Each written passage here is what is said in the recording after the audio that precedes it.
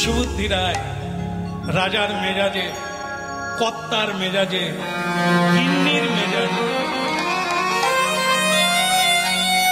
গিন্নিরা খুব চিৎকার চেঁচামেচি করে সংসারে, তুমি জানো অত কি করেছি আমি? গিন্নি যাকে বলছো তোমার পরে ওর গিন্নি হওয়ার সময়, কেউ বাদ যাবে না, এই সকলেরই পদে আসতে হবে। তাই অহংকার করা ভালো না। অহংকার করলে তার ফলশ্রুতি অনেক বেশি, অনেক বেশি। ভক্তমন্ডলী মায়েরা রাস্তায় হাঁটতে হাঁটতে একটা মাকড়সাকে পা দিয়ে দিল। মাকড়সা মরে গেল, মাকড়সাও নরকে গেল, লোকটাও নরকে গেল। কুণ্ডে ফেলে দিল যমরাজ, যে কুণ্ডে এর আগে অনেক মানুষ মরে পচে দুর্গন্ধ হয়ে পুঁতি পোকা হয়ে গেছে, এই রক্ত পুঁজে ভরা, সেই গহ্বরে ফেলে দিল। আর ফেলে দিল, দেখা গেল যে একটা মাকড়সা একটা তার মুখের লালা দিয়ে সেই সুতো দিয়ে উপরে উঠছে মাকড়সা, আর সে একটা দড়ি বেঁধে দিল তাই আরেকজনা দিয়ে, সেই নরককুণ্ড থেকে একজন মানুষ ধীরে ধীরে করে মাকড়সার সুতোটাকে টানছে, আর সে সুতো ধরে একটা মানুষ উঠছে।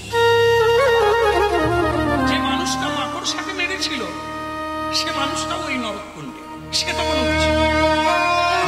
সে উঠে আগের লোকটাকে পার হয়ে উঠল, উঠে কি করলো দেখুন, সেই আগে যে লোকটা উঠছিল তাকে লাথি মেরে ফেলে দিল, তাকে লাথি মেরে ফেলে দিল। ও একাই উঠবে, একবারে উঠবে, একবারে সীমানার কাছে চলে গেছে, এবার উঠবে।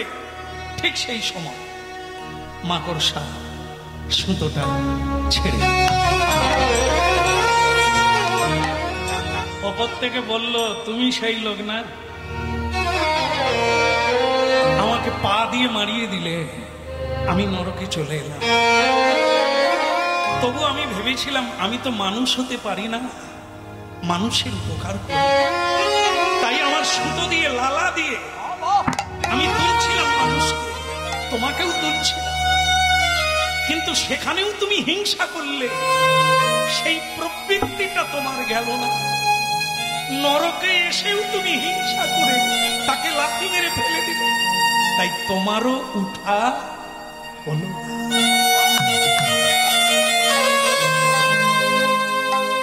এই জন্য দিলে পাবে, নিলে যাবে। দিতে শেখো, জন্ম জন্মান্তরে যেখানেই যাবে সেখানেই পাবে। হুগলি, মেদিনীপুর, বাঁকুড়া, বর্ধমান, যেখানেই যাবে আপনার দেওয়া ঈশ্বর অন্যের হাত দিয়ে দেবেই দেবে। যদি এই ব্রহ্মাণ্ডে না জন্ম হন তাতেও যায় আসে না, যেখানেই যান আপনার সম্মান, আপনার প্রাপ্য বস্তু, আপনার সুখ আপনি পাবেন। এই জন্য দিতে বলেছে স্বয়ং মহাপ্রভু। যে গৌরমণ্ডলী জন্ম নিল সুবুদ্ধি রায়, সেখানে হুসেন শাহকে এমন মার মারল, বেচারা ঘাস শুকোতে বহুদিন গেল। কিন্তু বললাম না, জীবনের চাকা এত সোজা নয়, মানুষের হিসেবে চলবে না, ও বিধির হিসেব কেউ খণ্ডন করতে পারবে না। যদি পারত মানুষ অনেক কিছু করতে পারবে,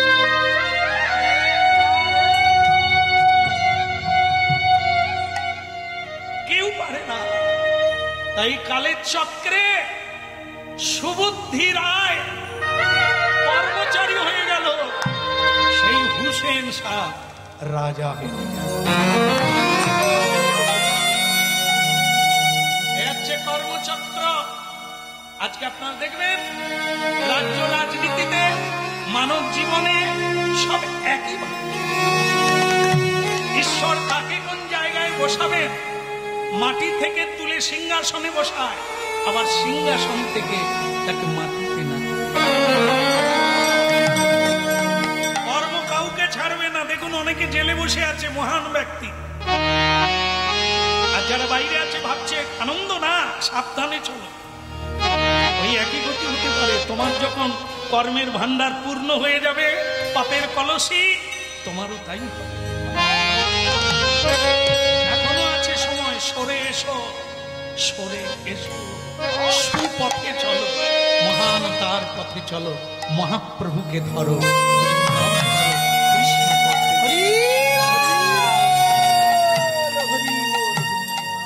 বলো শ্রী রাধা মাধব কি জয় হো। প্রেমানন্দে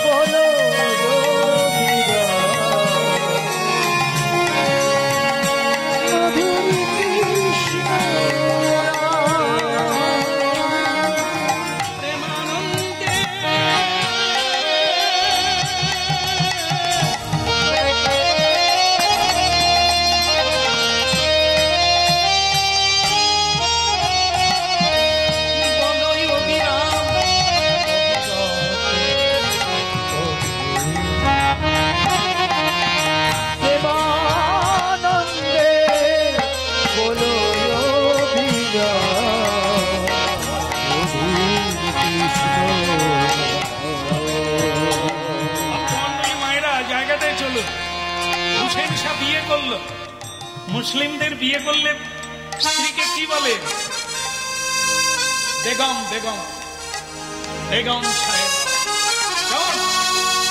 খুব উঁচুতে বিয়ে করলো, যেহেতু তিনি রাজা, যেহেতু তিনি হুসেইন শাহ গৌড়ের অধিপতি, বিয়ে করলেন। এখন আপনারা জানেন, লজ্জার বিষয়টা, মানে গোপন কথা, বললে তো গোপন আর থাকবেন, তার চাইতে বলবো না, ইঙ্গিতে বুঝে নেন। তার স্ত্রীর কোথায় তিল আছে এ রাস্তার বানর জানবে? জানবে কে? অন্য লোক জানবে? কে জানবে? স্বামী জানবে। স্বামীর সারা শরীরের মধ্যে কোথায় কি আছে অন্য নারী জানবে? কে বলি? তিনি জানবে, বেগম সাহেবা।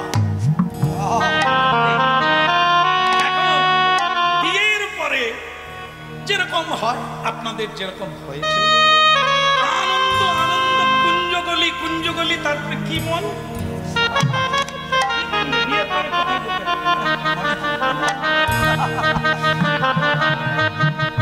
এদের বেলা কোনো বন ছিল না, তোরা যেতে পারে। এখন হচ্ছে অনেক নানা জায়গায় যাচ্ছে, আনন্দ করছে, ওটাই ফটো তুলে রাখে, ওটা স্মৃতি হয়ে থাকে, সারা জীবন দেখবে তুমি এইরকম ছিলে। এখন মজার কথা কি, বিয়ে করার কিছুদিন পরে একদিন হুসেইন শাহ ঘুমিয়ে আছে খালি গায়ে। সকালবেলা, তো সকালবেলা স্ত্রী চায়ের পেয়ালা নিয়ে হুসেইন শাহকে ডাকতে গিয়ে তার যখন ওই চাদরটা সরিয়ে দিয়েছে, দেখে তার পিঠে লম্বা লম্বা দাগ।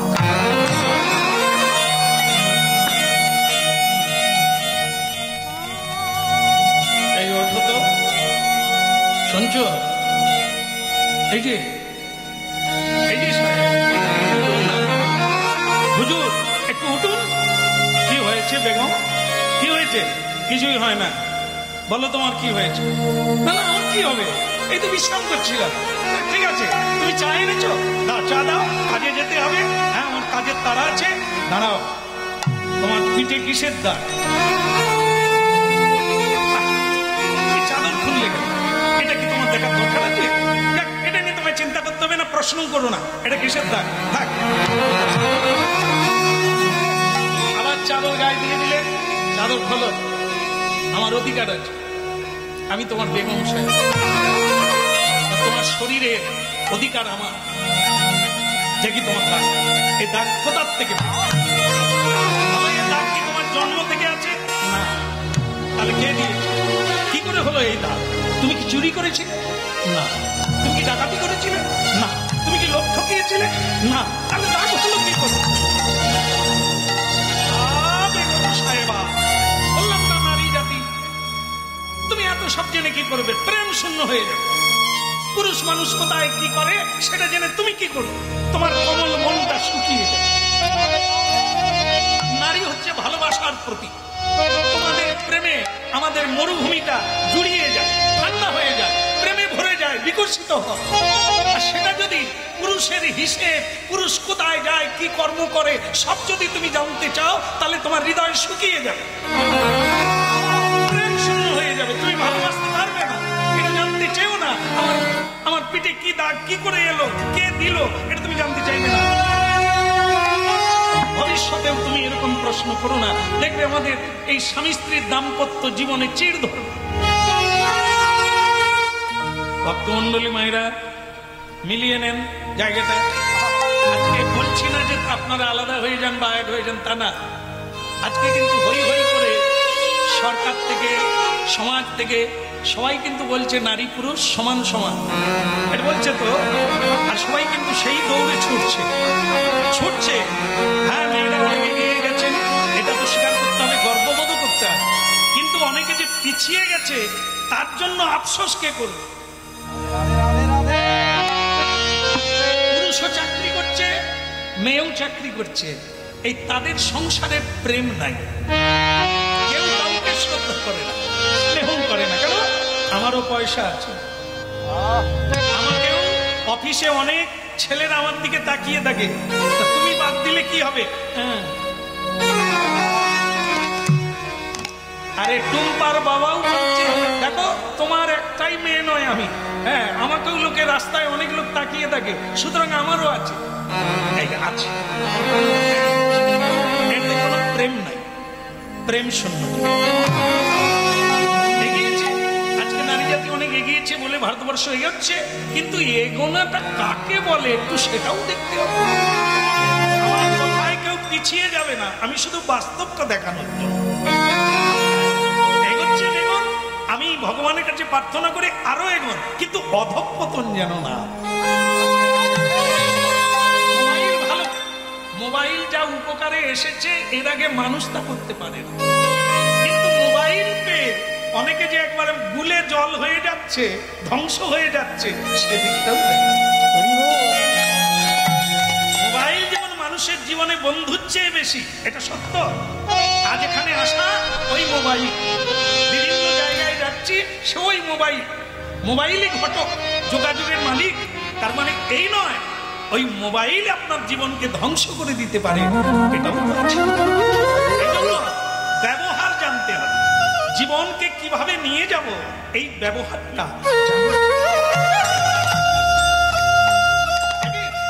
আগুন ছাড়া কোনো সংসার বাঁচবে না, আগুন না থাকলে কোনোদিন মানুষ বাঁচবে না।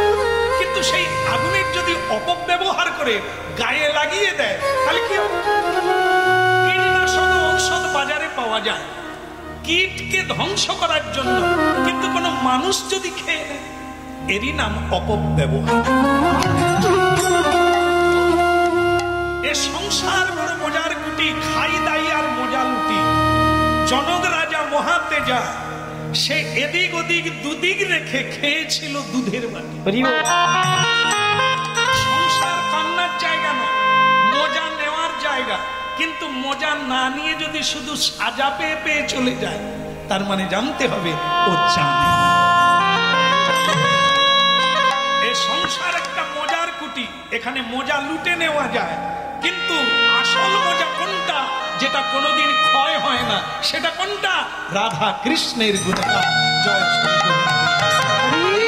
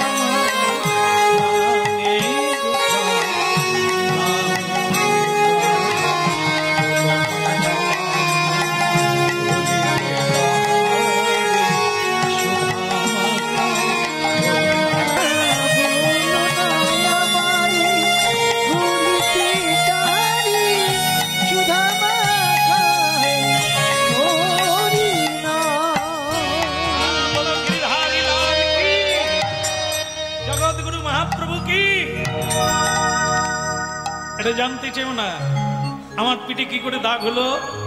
নারী জাতি কমল প্রাণা প্রেমময়ী, এটা জানতে চেও না। তুমি কঠোর হয়ে যাবে, তোমার প্রেম সুখে আমি তোমার কাছে তালাক চেয়ে নেব যদি তুমি এই তত্ত্বটা না বলো। তোমার পিঠে দাগ কি করে এলো? যাকে আমি বিয়ে করেছি তাকে কে মেরেছিল, কেন মেরেছিল আমাকে জানতে হবে না? তোমারও রূপেতে রূপসী হাম, তোমারও গরবে গরবিনী হাম। তোমার চরিত্র যদি ভালো হয়, নারী জাতি বুক ফুলিয়ে রাস্তায় চলতে পারবে। আমি মুখের পক্ষে। আর বলো তুমি কোথায় কি করেছিলে, তোমার পিঠে দাগ কেন, আমাকে বলতেই হবে। নেহাতকে তুমি যখন ছাড়ছই না তখন শোনো, আমি যার কর্মচারী ছিলাম তিনি হচ্ছেন সুবুদ্ধি রায়, দেবতার তুল্য মানুষ। কিন্তু আমার একটা কোনো ত্রুটি দেখে উনি আমাকে চাবুক মেরেছিলেন, আর সেই চাবুকের ঘাটা শুকিয়ে গেছে, কিন্তু দাগ থেকে গেছে। সেই সুবুদ্ধি রায় কোথায়? উনি আমারই কর্মচারী হয়ে ওনাকে একটা আমি উঁচু পদ দিয়েছি, কারণ উনি ব্রাহ্মণ মানুষ। জীবনে আমি যা শিখেছি, যা পেয়েছি তা ওনার কাছ থেকে পেয়েছি, তাই ওনাকে আমি সম্মানের সহিত ওনাকে একটা বড় পদে রেখেছি। তোমার লজ্জা করে না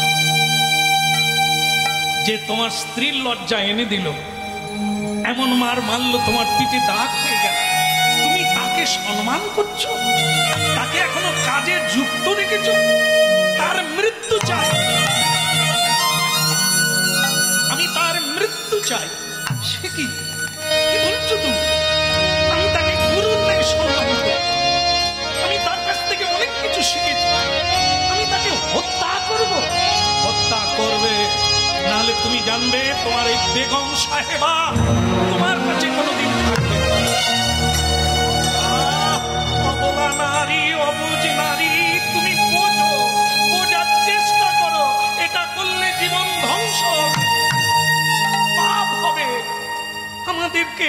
আমাদেরকে চ্যুত হতে হবে। এটা করো না। তিনি আমাকে মেরেছিলেন, আমার দোষ ছিল, তাই তিনি আমাকে মেরেছিলেন। আমি সেখান থেকে অনেক শিক্ষা পেয়েছি, তাকে আমি গুরু করে মেনে নিয়েছি। কিন্তু তুমি কি বলছো? মৃত্যু, ভাই সে মরবে, আর না হলে তোমার বেগম সাহেবা তালাক চাই। তুমি কোনটা করবে? নিরুপায় হয়ে গেলে হে খোদা, হে তালা, হে আল্লাহ, মুঝে দোয়া,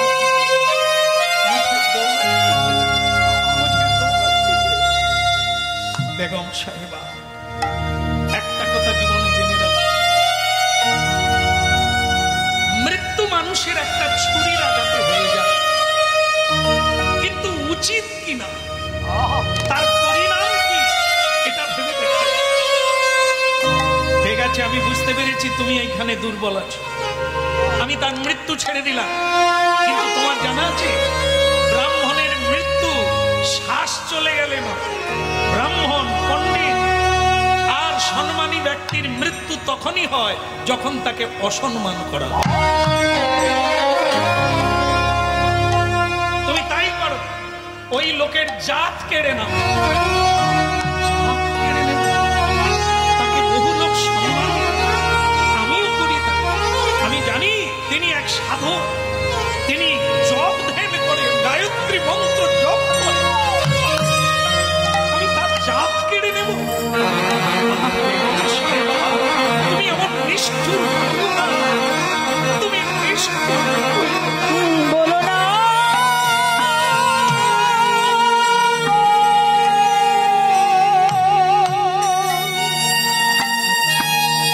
ও গো বেগম সাহেবা,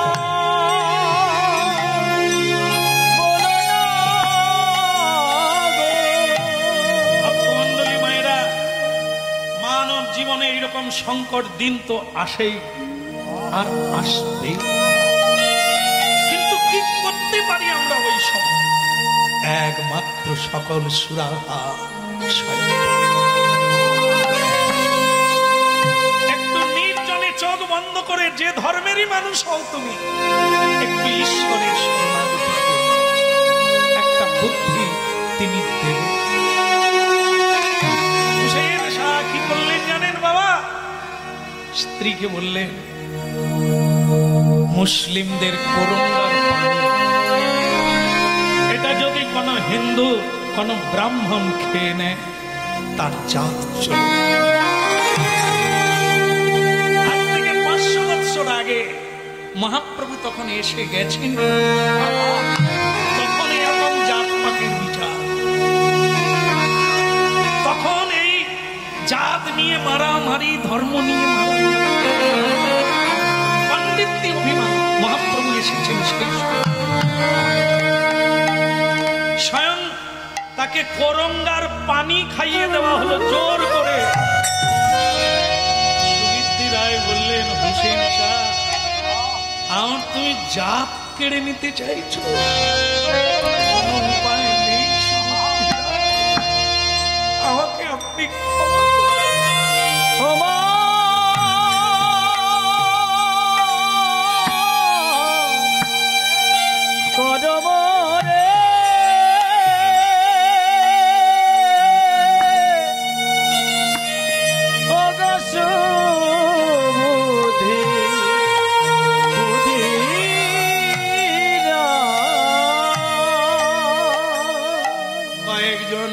জোর করে তার মুখ খুলে করঙ্গার পানি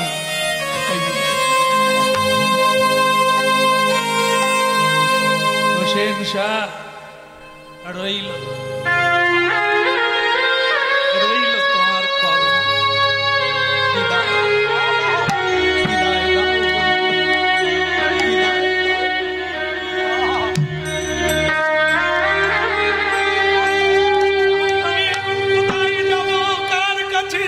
আমি কি করব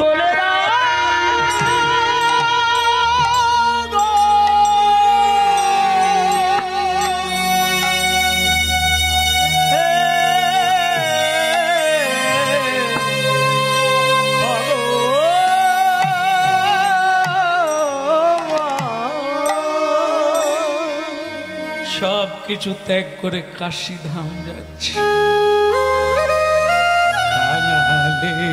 ঠাকুর এসব কথা কাঙালে ঠাকুর এসব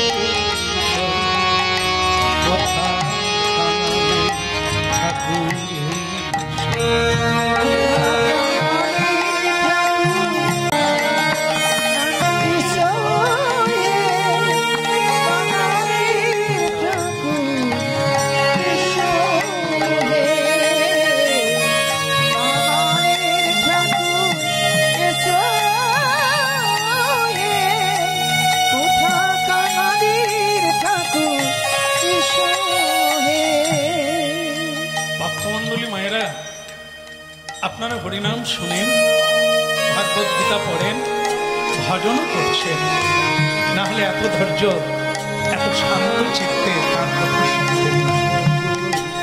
ধন্য আমি আপনাদের প্রণাম করার সুযোগ পেয়েছি, আপনাদের সেবা করার সুযোগ পেয়েছি। এরই নাম হচ্ছে হরিনামকারীর ধর্ম। দুঃখে কোনোদিন ভেঙে পড়বে না, দুঃখকে জয় করবে। এই পৃথিবীর নাম হচ্ছে দুঃখালয়। এখানে কেউ সুখী নেই। চোখের জল কার নেই? ধনীরও আছে, দরিদ্রেরও আছে, কাঙালেরও আছে, মানিরও আছে, রাজারও আছে, প্রজারও আছে, সকলেরই চোখের জল। তাহলে কে সুখী? সুখী একমাত্র তো সেই যিনি কুন্তী মায়ের মতো ভগবানকে বলতে পারে সকলকে সুখ দাও, আমাকে কেবল দুঃখ।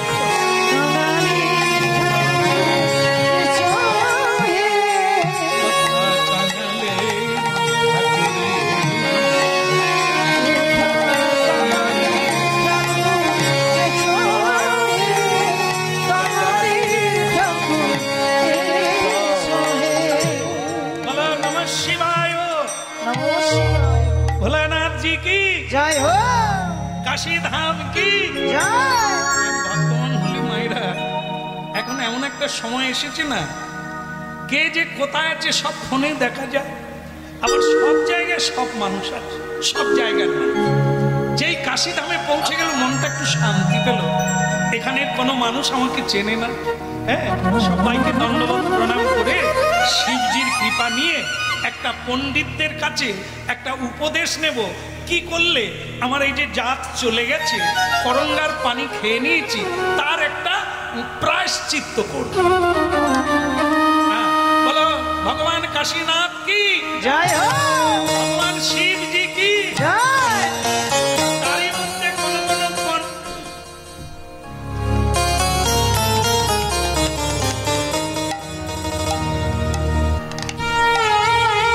বাবু আগে কিছু বলবেন? আরে তোমার নাম সুবুদ্ধি না? এখানেও চেনে। আপনি কি করে জানলেন আপনার বাড়ি? না ওখানে না এখানে। কিন্তু ওখানে তুমি নাকি করঙ্গার পানি, তুমি শিব মন্দিরটা নষ্ট করে দিলে। শিব মন্দির নষ্ট করে দিলে, শিবের জায়গা কত পবিত্র তুমি পা দিয়ে নষ্ট করে দিলে। আজকে পণ্ডিত মশাই এটা আপনি কি বলছেন? আবার তর্ক করছে। আপনি কি বলছেন? শিবজি সকলকে পবিত্র করে, মুক্তি দান করে, আর আপনি বলছেন আমি পবিত্র করে দিলাম। কথা বলবে না, কথা শাস্ত্র করেছে, করঙ্গার পানি খেয়ে কি ধরবে? দূর হটো। কে আছিস? এখানে গোবর জল দিয়ে দে, আর এখানে একটু ফিনাইল দিয়ে দে, এখানে ঝাড়ু দে। সুবুদ্ধি রায় বলে তাহলে দাঁড়াবো কোথাও? তখন আরেকজন বলছে বাপু দাঁড়াবে আর কথা, গঙ্গায় ডুবে মরো। এত লোক মরে, তুমি মরো না। ব্রাহ্মণের ছেলে হয়ে তুমি মুসলিমদের করঙ্গার পানি খেয়ে আবার তুমি এই পণ্ডিতের জায়গায় চলে এলে কাশীধাম। যাও জলে ডুবে মরো, গঙ্গায় ডুবে মরে এ জন্মের প্রায়শ্চিত্ত করো। তাহলে পণ্ডিতজি আপনারা বলছেন গঙ্গায় ডুবলে আমার প্রায়শ্চিত্ত হয়ে যাবে? ডুবে উঠে পড়ো না, মরে যাও। এ ভাবলো ডুববে আর উঠবে ধুয়ে। এসব ধোয়ার জিনিস নয়, মরলে তবে হবে। বলছেন তাই যদি হয় তাই হবে। তাই হবে মানে তুমি মরবে, তবে এখন মরো না, অনেক লোকজন আছে, ছোঁয়াছুঁই হবে। কোন সময়ে মরবো? গভীর রাত্রে যাবে, তখন কেউ থাকে না, গঙ্গার ঘাটে ডুবে ভেসে চলে যাবে। আর এই যে লোকজন আছে, তুমি যদি ডুবতে যাও লোকে তুলে ফেলবে, অতএব বাপ তুমি রাত্রির দিকে যাও। তো তখন বলে পণ্ডিতজি তাহলে রাত্রি হতে তো দেরি আছে, আমি থাকবো কথা? তাও তো থাকা মানেই তো অপবিত্র হবে। তুমি তুমি তুমি আমার মাথায় গাছে উঠে পড়ো, গাছে উঠে পড়ো। তাই ভালো, কোন গাছে উঠবো? ওই তো সামনে বেল গাছ আছে। আরে না, বেল গাছ, বেল পাতা পুজো হয়, তুই বেল গাছে উঠিস, তুই বেল গাছে উঠিস নি বাবা। তুই বরং যে কোথায় কি করি, লোক জমা হয়ে গেল। কি হয়েছে বাবা, কি হয়েছে? আরে এই মুসলিমের গঙ্গার পানি খেয়েছে ব্রাহ্মণ, চাঁদ গেছে, এখনো চন্ডাল হয়ে গেছে, বেটা কাশি দামে ঢুকে গেছে। কি যে সর্বনাশ, এ থাকবে কোথায় বলো তো? সকালে তখন বলে, ও তুমি কি প্রায়শ্চিত্ত চাও? আগে হ্যাঁ। পণ্ডিত মন্ডলী, আমি কি করলে প্রায়শ্চিত্ত হব, পবিত্র হয়ে যাব? এক কাজ করো, 12 বছর এই যে গরু এ করে না, গরু পিছন দিয়ে কি হয়, গোবর। আচ্ছা গোবর, 12 বছর অন্য কিচ্ছু খাবে না, শুধু গোবর খাবে। না না, আপনারা বুঝতে পারছেন না তো, এই গোমূত্র গোময়ে তো পবিত্র হয়। তুমি 12 বছর ধরে গোবর খাবে, তারপরে যদি বেঁচে থাকো কাশীধামে আসবে। তাহলে গরু কোথায় পাবো? সর্বনাশ করেছে। ওরে গরু কোথায় পাবি আমি কি বলে দেব? যেখানে পাবি সেখানে যাবি। হঠাৎ দেখে সেখানে কাশীধামে গেলেই দেখবেন বড় বড় ষাঁড় ঘুরে বেড়ায়। এক ষাঁড় সেইখান দিয়ে একবারে বেশ দমদম করে আসছে। তখন বুদ্ধি রায় মনে করলেন, এই তো গোধন আসছে, গাভী মহারাজ নয়, এ হচ্ছে ষাঁড় পিতা। তাই পড়িল চরণ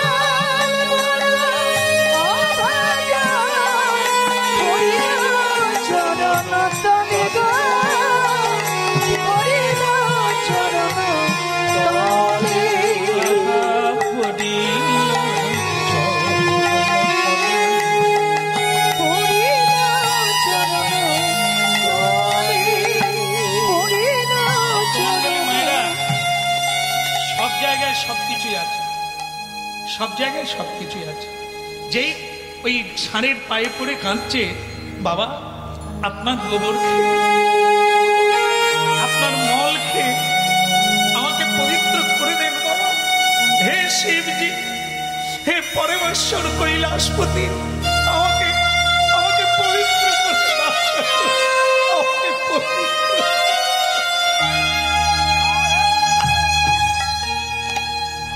তাকে ওখান থেকে ধরে তাড়িয়ে দিল। তুমি জানো এই ষাঁড় কার? এটা বাবার ষাঁড়। তুমি পায়ে হাত দেওয়া মানে, ওর গোবর খাওয়া মানে ও অপবিত্র হয়ে যাবে, তুমি খাবে না। তাকে দূর দূর করে সরিয়ে দিল। ভক্তমন্ডলী মায়েরা, কিছুদিন আগে আমি কাশীধাম গিয়েছিলাম, অনেকদিন পরে আর কিছুদিন আগে গেলাম। তো এত ভালো করে আগে আমি দেখতে পাচ্ছিলাম, এবারে গিয়ে অনেকটা ভালো করে দেখলাম আর অনেক কিছু দেখলাম। কি দেখলাম? আমি শুধু দর্শন করতাম, কোনোদিন পুজো দিতাম। আমি ভাবতাম, ঠাকুর তোমাকে আমি কি দেব, তুমি আমাকে যা দিয়েছো সবই তো তুমি। এই ভাবনা নিয়ে আমি দর্শন করতাম, প্রণাম করতাম, পুজো দিতাম। এবারে কি মনে হলো, হয়তো জীবনে আর কোনোদিন তোমার কাছে আসবো না, কিন্তু আমার পুজো তো দেওয়া হলো। সেখানকার কোনো লোক তাদের পয়সা দিয়ে ফুলমালা কিনে দিচ্ছে। একজন রমণী এসে বললেন, বাবা এটা দিয়ে আপনি অবাক হয়ে গেল। ওখানে লাইনে দাঁড়াতে হয় অনেক দূর এটা আমার জানা ছিল না, আগে যখন গিয়েছিলাম এরকম ছিল না। অনেক দূর থেকে লাইন দিয়ে কাঁদছি আর বলছি, এটাই ভালো হয়েছে, তোমার কাছে তাড়াতাড়ি চলে গেলে ভাবটা আসতো না। যত দেরি হচ্ছে তোমাকে যে কষ্ট করে পেতে হবে এটা জানা গেল। সেখানে গেলাম, সেখানে আমার এক ব্যবস্থা, আগে ছিল অন্যরকম। এখন আগে সরাসরি গোবিন্দের মানে প্রভুর গলায় মালা দেওয়া যেত, পূজা দেওয়া যেত, এখন আর তা না। এখন একটা চারদিক দিয়ে ডোঙা দেওয়া আছে, সেখানে দিয়ে দিলে সেটা চলে যাবে। পুলিশ দাঁড়িয়ে আছে, মহিলা পুলিশ। আমি যে দিতে গেলাম আমাকে একজন ধাক্কা মেরে দিল, আমি সরে গেলাম। তখন পুলিশ আমাকে ধরে বললেন, বাবা আপনি আসেন, আপনাকে কাছে নিয়ে গিয়ে আমার হাত ধরে সেই মহিলা পুলিশ ভগবানের চরণে দিয়ে দিলেন। আর সেখানে এক বাবাজি এসে আমার গলায় একটা আকন্দ ফুলের মালা দিয়ে দিল। এত ভালো লেগেছে আমার যে প্রভু তুমি প্রসাদী মালাটাও দিয়ে দিলে।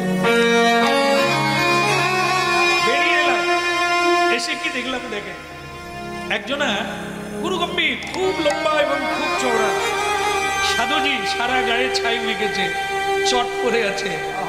সে রাস্তার মাঝখানে এরকম করে দাঁড়িয়ে আছে, চোখ খুলছে না, খুব মিজুনি মারি আছে। বহু সাধু আমাকে ধাক্কা মেরে বলছে, দাও না একটু জল খাবো, জল পান করো, একটু চা খাবো, পয়সা দাও। নানা জনে বিরক্তি করছে, কিন্তু সেই সাধুটি মাঝখানে দাঁড়িয়ে আছে, দেখে ভালো লাগলো।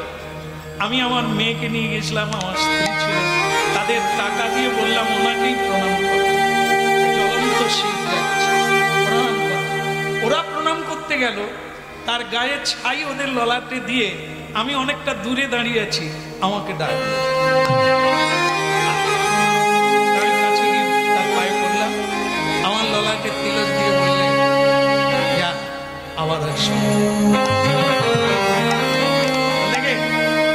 এও সাধু। আর যারা আমাকে ধাক্কা মেরে মেরে তখন থেকে বলছে একটু চা খাবো, পয়সা দাও, চা খাবো, পয়সা দাও, সাধু সেবা করো, কিন্তু ও সাধু সাধু দাঁড়িয়ে থেকে বহু লোক এমনিতেই তাকে দণ্ডবোধ করছে আর অর্থ দিচ্ছে।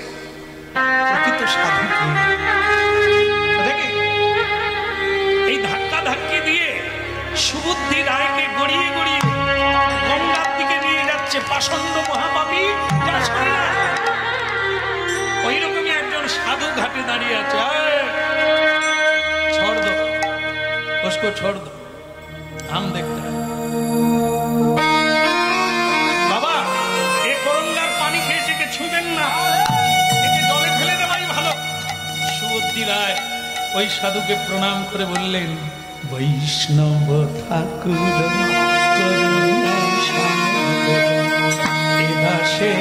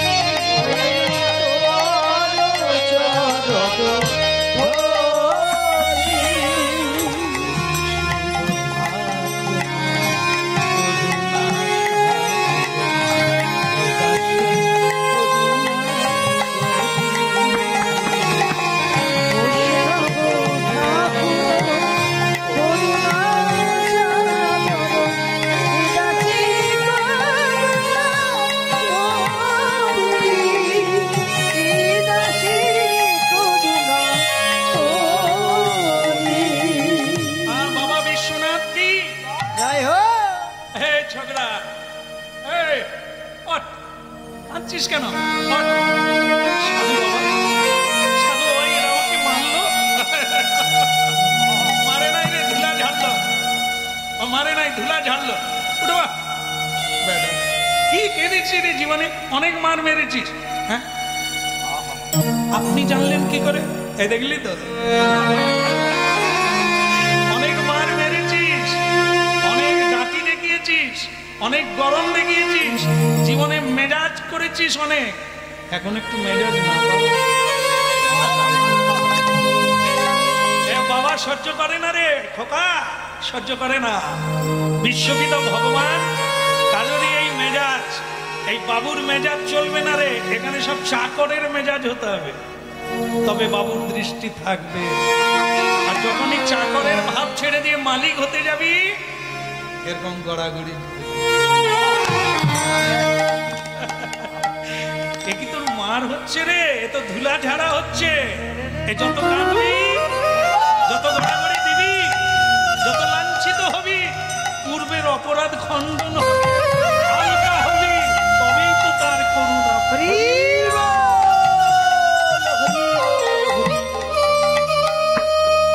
ললাটে লিখন কে করে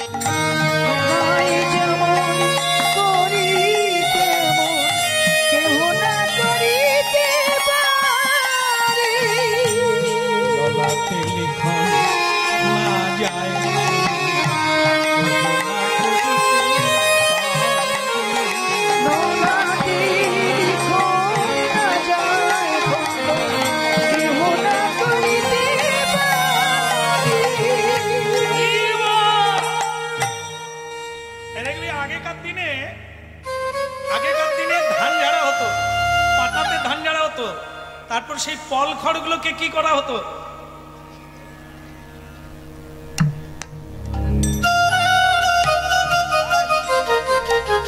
আজকে রাস্তায় আস্তে আস্তে দেখলাম বড় মেশিন লেগেছে, সে খড় সব পল করে দিচ্ছে। আর সেদিন নাই, এখন পুড়িয়ে দিচ্ছে। আর আগেকার দিনে কি হতো, মাঝখানে একটা খুঁটি দিয়ে 6টা গরু বেঁধে দেওয়া হতো। আর 6টা গরু,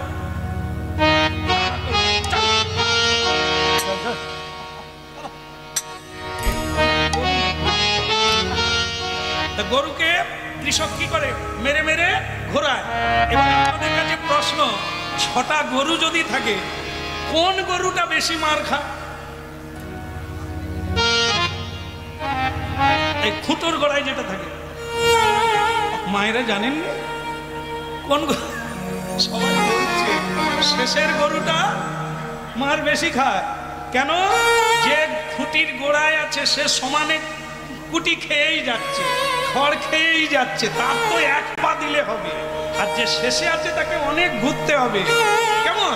এই জন্য শেষেরটাই মার বেশি খায়, যে দূরে থাকে। বুঝতে পেরেছিস? না, ওই সুবুদ্ধি রায়কে বলছে সাধু, সাধুর চরণ ছেড়ে, গোবিন্দের চরণ ছেড়ে, গুরুরূপী খুঁটি ছেড়ে যত দূরে যাবি, যে কাছে আছে আরাম সে খাতা হ্যাঁ। এই জন্য সবসময় খুঁটির কাছাকাছি থাকবে। সুবুদ্ধি রায় বলে, বাবা তাহলে আপনি আমাকে ছাড়বেন না? আরে দূর বেটা, আজ পর্যন্ত গুরু কাউকে ধরে না, সকলেই গুরুকে ধরে। আবার সেই হতভাগা অসৎ সঙ্গে পড়ে গুরুকে ছাড়ে। দুটো অন্ধ তেমাথার মোড়ে দাঁড়িয়ে আছে। তেমাথার মোড়ে দাঁড়িয়ে দাঁড়িয়ে বলছে, এই দাদা তুই অন্ধ আমিও। এই দেশে ঘরে পয়সা করি কম জানিস, শহর কলকাতা শহরের দিকে চলে যাও। তো দ্বিতীয় অন্ধ তখন বলছে, বেটা রাস্তা দেখতে পাসনি, কলকাতা যাও কি? আরে লোককে বলবো, লোক ট্রেনে উঠি দিবে, কলকাতায় নেবে, ঠিক আছে? বা কেউ সঙ্গে করে কলকাতা গেলে নিয়ে যাবে, গলিয়ে ছেড়ে দেবে। কথাটা কে আছে বাবা? আমরা দুজনে অন্ধ, তাই আমাদেরকে একটু কলকাতায় পৌঁছে দেন না। কেন, এখানে কি হলো?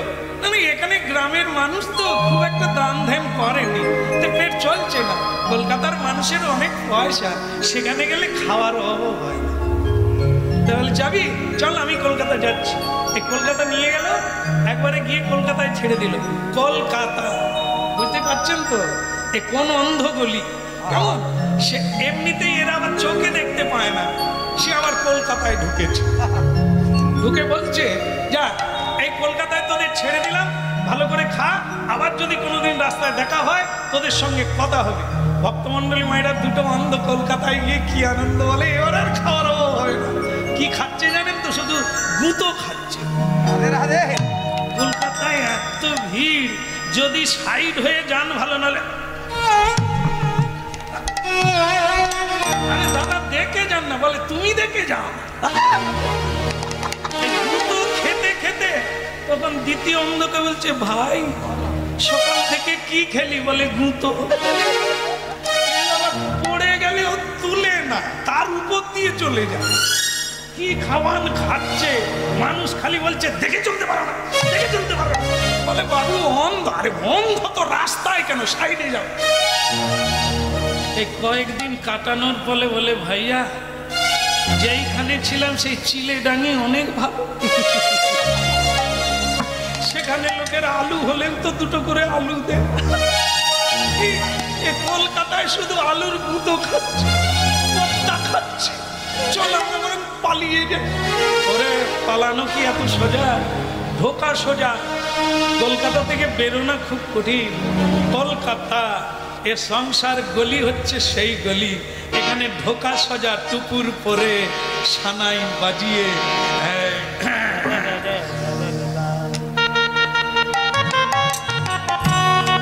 এরা কি আবার বেয়ে দেবে নাকি?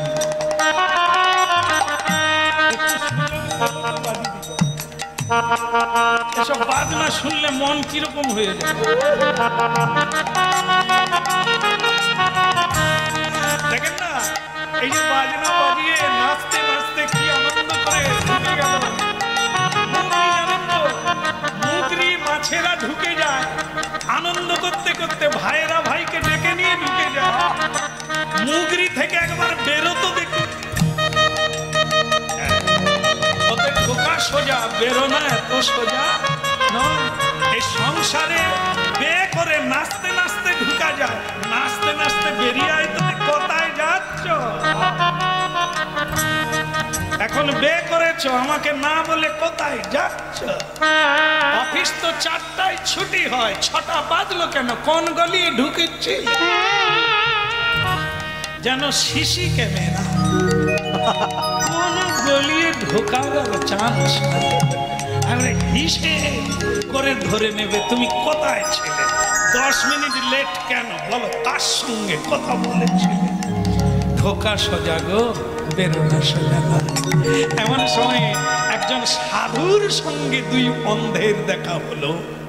সাধু বাবা হরিনাম গাইছেন, নিশ্চয়ই আপনি সাধু, আমাদের একটু রাস্তা দেখিয়ে দেন না।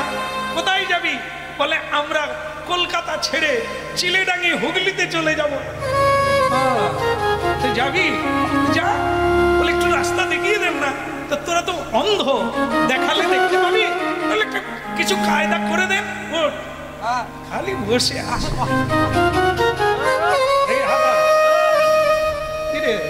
তোর কি শিকড় কাটতে হবে নাকি? দুটো হাত দাও, দুটো হাত ওদিকে দাও। দেখো কলকাতার গলি তো, আর এর হচ্ছে ব্রহ্মাণ্ড হচ্ছে গোলাকার, এর চারিধারে দেওয়াল আছে। আমি তোমাদের দেওয়াল ধরিয়ে দিলাম। এই দেওয়াল ধরে ধরে, অন্ধ তো, ধরে ধরে যাবে, যেখানে দরজা পাবে। আর এ গলির একটা একটাই দরজা, না হলে ঘুরপাক খাবে সারা জীবন, জন্ম জন্ম। একটাই দরজা, হরের নামইব কে বলো, ধরে রাখ। দেওয়াল ছাড়বি তো মরবি, দেওয়াল ধরে রাখ। এই দুটো বন্ধ দেওয়াল ধরে ধরে যাচ্ছে, কিন্তু মাঝে একটা ব্যাপার আছে ভক্তমণ্ডলী। কি ওদের দুজনের এই কোমরে ধুতি পরে পরে কি হয় এখানে, আপনাদের হয়নি বুঝবেন কি করে।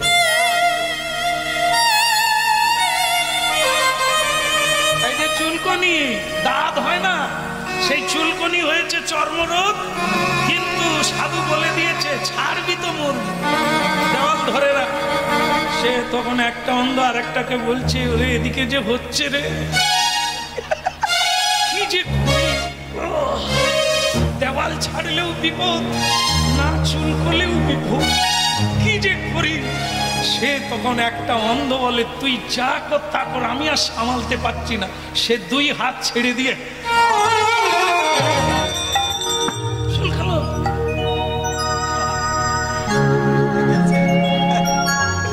আরে দেওয়াল তুই কোথায় গেলি রে, দেওয়াল সরে যা। দেওয়াল সরতে পারে? পারে না। কে সরে যায়? মানুষ সরে যায়, দেওয়াল ছেড়ে দেয়। এই ঘুরে ফেলেছে তো, এই চুলকোতে চুলকোতে এক পাক ঘুরে নিয়েছে, এই আর সে খুঁজে পায় যেন দেওয়াল ছেড়ে তাকে পালিয়ে গেছে। আরে ভাই তুই কোথায় গেলি? বলে আমি তো আছি, এই তো আছি। তুই দেওয়াল ছাড়লি কেন? আর ধরতে পারবি? অন্ধ কোথাকা, আঁদুর কোথাকা, তুই ছাড়লি কেন? বলে আমি কি করে, চুলকাতে হবে না? কিন্তু তারও অবস্থা খারাপ, সে তো খালি আমি বাঁক দিচ্ছে, আমি যত রোগ লাগছে তো সে চুলকানি বাড়ছে, তো সে তো ধরতে পারছে না। সে তখন ঠিক করলো, ও বেটার যা দুর্দশা, আমারও যদি তাই হয় আবারও অকুলে হারাবো। সে তখন কি করলো,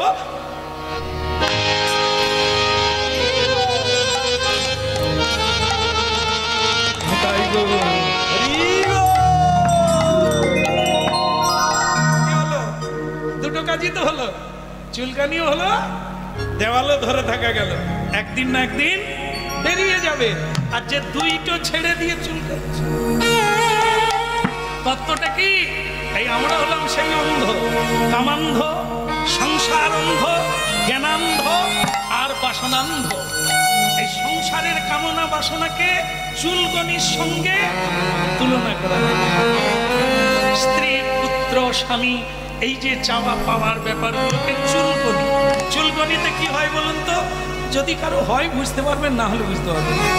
তাহলে সেটা কি দেখবেন, যখন চুলকানো হয় কে আছে কে নাই দেখা যায়। এমন চুল করছে জ্ঞান শূন্য হয়ে, তারপরে কি হয় বলুন তো?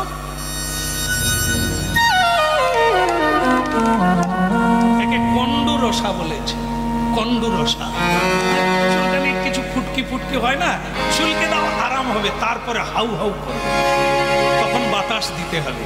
এই সংসারটায় একটা ছেলে হলো, আনন্দের শেষ নাই, মানে চুলকানো চলছে, আরাম দিচ্ছে। তারপরে সেই ছেলে যখন বাতাস করলো না, তখন হাওয়া দিচ্ছে। এই হলো সংসারের সব কিছুকে এই চুলকানির সঙ্গে তুলনা। একমাত্র হরের নামই বকে বললাম, সাধু বলছেন ছাড়লে মরবি, ধরলে পারবি। যদি ধরে রাখিস গুরুর চরণ, যদি ধরে রাখিস সাধুর চরণ, যদি ধরে রাখিস হরির চরণ, তাহলে একদিন না একদিন তুই মুক্ত হবি। ভক্তমণ্ডলী মায়েরা, সেই বিশ্বনাথে কাশীধামে সেই সাধু বললেন, বেটা শুধু চুল করলে হবে না, ধরে রাখতে হবে, নাম ধরে রাখ। আসছে বলতো, আসছে, হ্যাঁ দেখবি তোকে মুক্তি করার জন্য আসছে, তুই ছেড়ে দিস না, ছেড়ে দিলেই হারিয়ে যাবে। ধরে রাখ। যদি এক হাতে কাজ থাকে তো এক হাত দিয়ে ধরে রাখ, যখন দুই হাতের কাজ শেষ হয়ে যাবে দুই হাত দিয়ে গোবিন্দ সাধুকে ধর, গুরুকে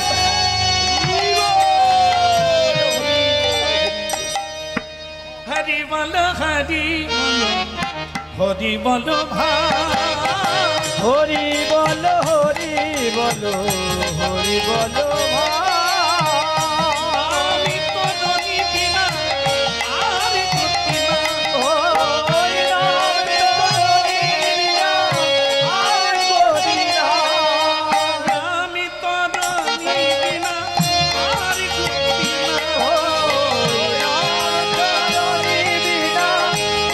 গতি না। হরি বলো হরি বলো হরি বলো হরি বলো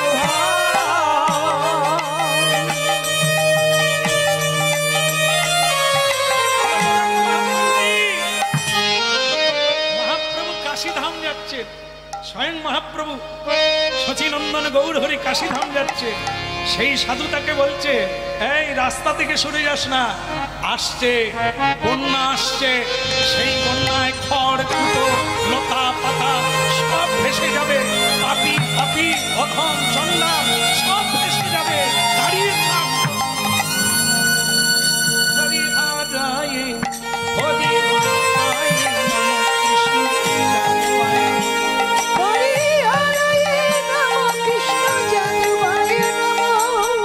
আপনারা বলবেন বোধহয়, বলবেন হরি হারায়ে নমো কৃষ্ণ যাদবায় নমো।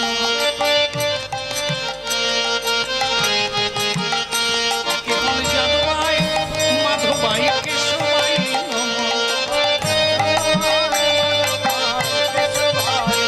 হরি হারায়ে নমো কৃষ্ণ যাদবায় নমো।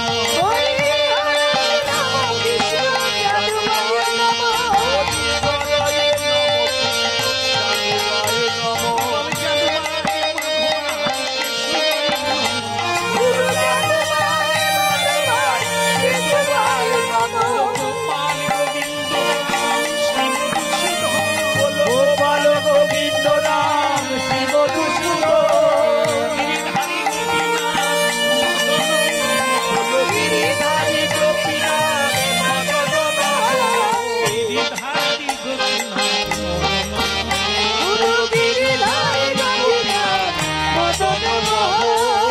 আচ্ছা একটু উলুধ্বনি করা যাবে?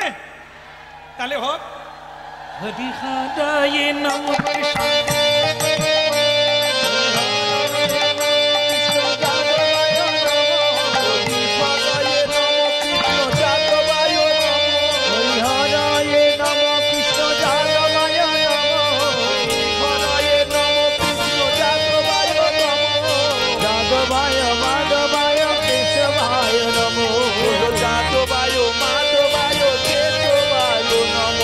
গোপাল গোবিন্দ নাম শ্রী মধুসূদন।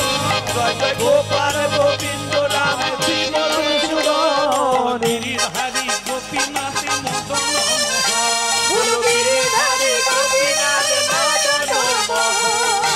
মহাপ্রভু লক্ষ লক্ষ নরনারী রাস্তায় দাঁড়িয়ে আছে, সবাইকে বলছেন হাত তুলুন আর হরিবল বলুন। ভাই মাধবাই কেশবাই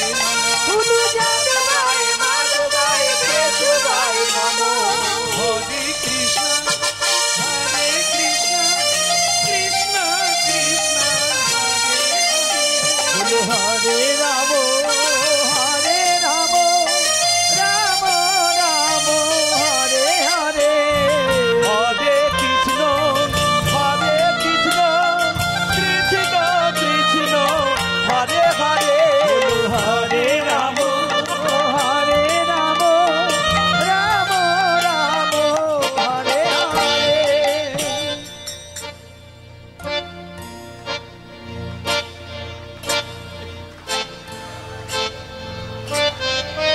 আপনাদের কি বলতা কামড়েছে নাকি?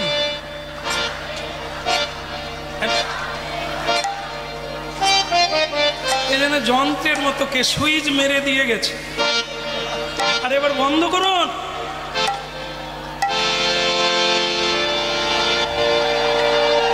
হরে কৃষ্ণ কৃষ্ণ কৃষ্ণ হরে হরে হরে রাম হরে রাম রাম রাম হরে হরে।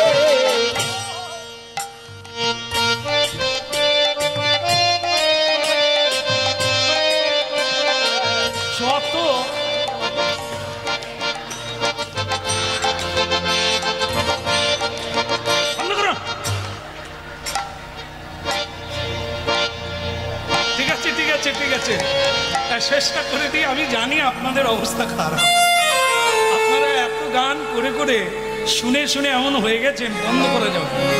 এটি ভালো লক্ষণ, খারাপ না, খুব ভালো। ভগবানের কৃপা হোক আপনাদের করে। হ্যাঁ, এটাই হলে এক জায়গায় দেখা হয়, সবার সঙ্গে দেখা হয়। কেমন বলে রাধা রমন কি? এত শ্লোক জানেন যারা জীবনে হরিনাম করে না, মহাপ্রভুর হরিনাম শুনে আর মহাপ্রভুকে দেখে কেউ যে পাষণ্ডী নিন্দা করতো সেও হরিনাম করছে। কি জিনিস রে বাইরে, এতদিন আমি এই জিনিস পাই না।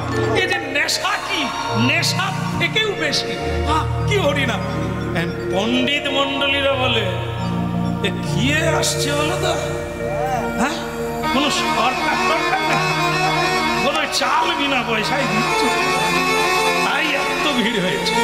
তো সেই সাধু তখন বলছে, সুবুদ্ধি ওই বন্যায় ডুবে যাও, রাস্তায় শুয়ে পড়বে, কাজ হয়ে যাবে। আচ্ছা কে আসছে বলুন তো বাবাজি? তোমাকে একদিন বলেছিলাম না আসছে বন্যা, আমরা জানতে পারি গো, এই জন্যই তো বেঁচে আছি, এই জন্যই তো অপেক্ষা করছি। অনেক কষ্ট পেয়েছি জীবনে, পণ্ডিতরা আমাদের অনেক মার মেরেছে, কিন্তু টিকে আছে। পাগলের বেশ ধারণ করে, গায়ে ছাই ভস্ম মেখে, পাগলের অভিনয় করে টিকে আছে। এই জন্য, এই দিনটার জন্য আসছে, ওই তো আসছে।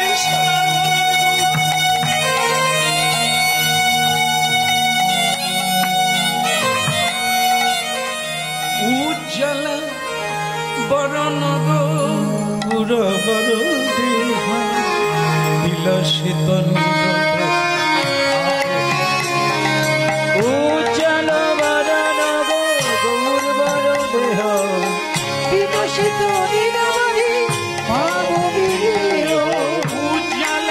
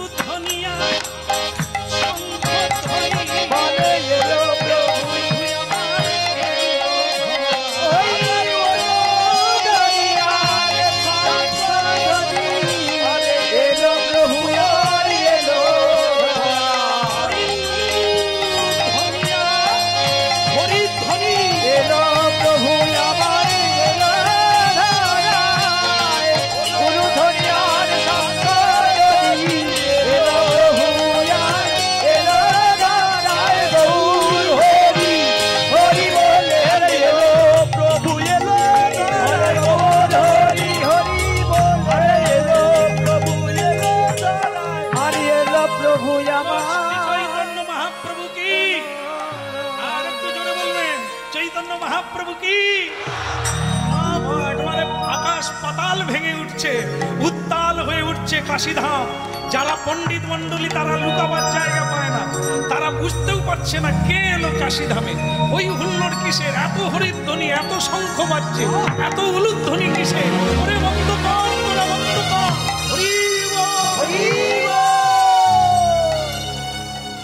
সুবুদ্ধি রায় ওই সাধুর কথা শুনে রাস্তায় বসে আছে,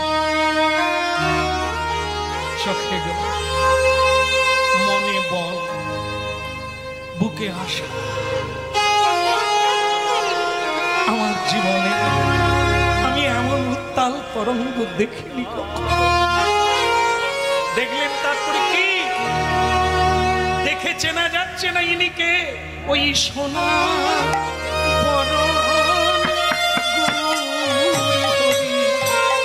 দেখে সোনা সোনার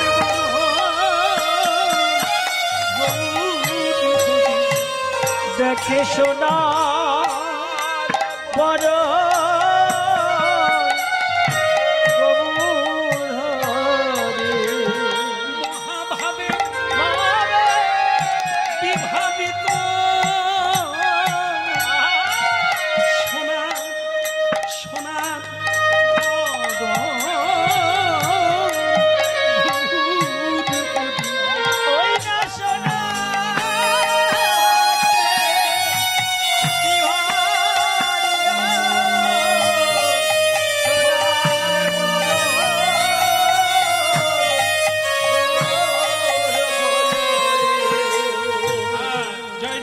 প্রভু কি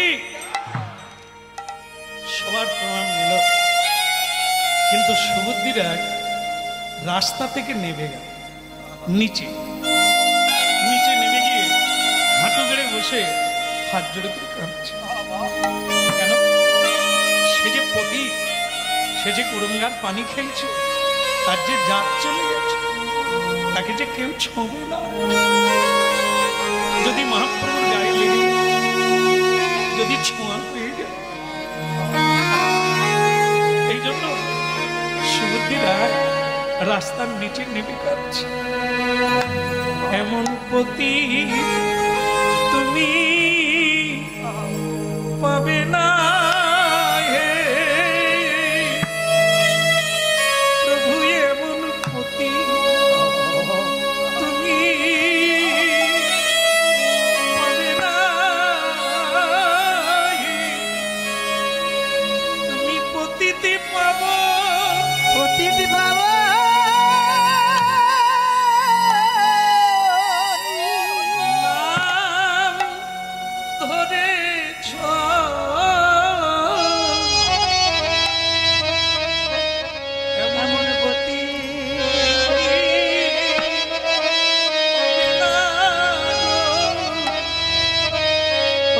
পতিতে রে, পতিতে রে,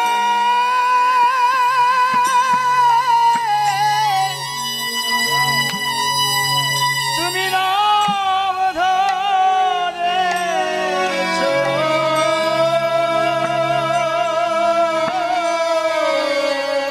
ভক্তমণ্ডলী মায়েরা, পরম সৌভাগ্য আপনাদের চরণে আসা। শুধু কলিকালের ভজন আর অন্য কিছু নয়, শুধু চোখের আর প্রতি নবদ্বীপ যাওয়ার লাগে না, লাগে না। যেখানে গৃহে থাকো বা মনে শুধু গৌরাঙ্গ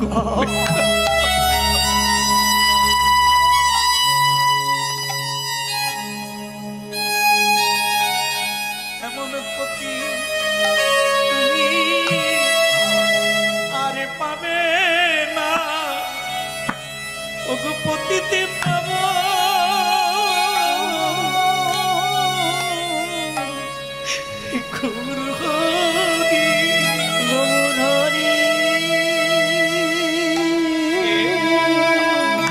ওখানে কে কাঁদে? কে তুমি? আমি পতি। কি নাম তোমার? আমার নাম সুবুদ্ধিরা, ব্রাহ্মণ। ওখানে কেন? উঠে এসো না প্রভু, আমি করঙ্গার পানি খাচ্ছি, আমার ব্রহ্মণত্ব হারিয়ে যাচ্ছে, আমাকে ছোবেন না প্রভু, আমি বড় পামর প্রভু।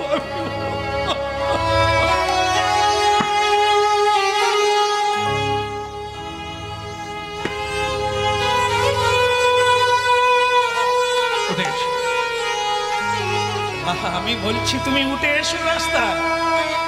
ধীরে ধীরে করে হামাগুড়ি দিয়ে রাস্তায় উঠে প্রণাম করলেন প্রভু।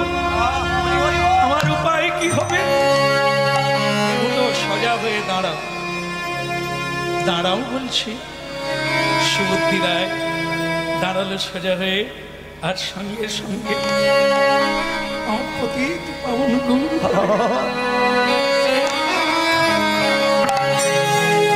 ছুটতে গিয়ে তাকে জড়িয়ে ধরল। এসো হে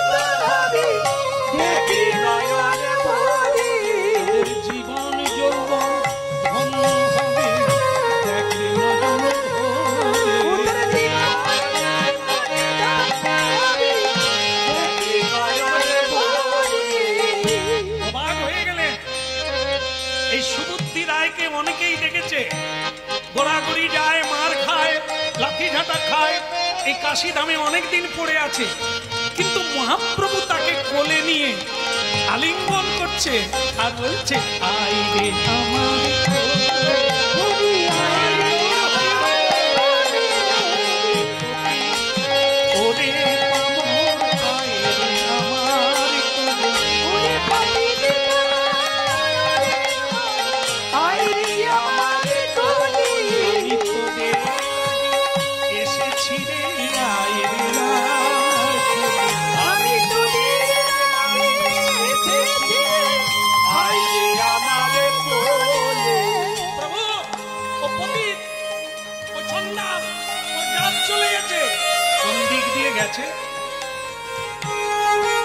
জাত কোন দিক দিয়ে যায় বলতে পারো?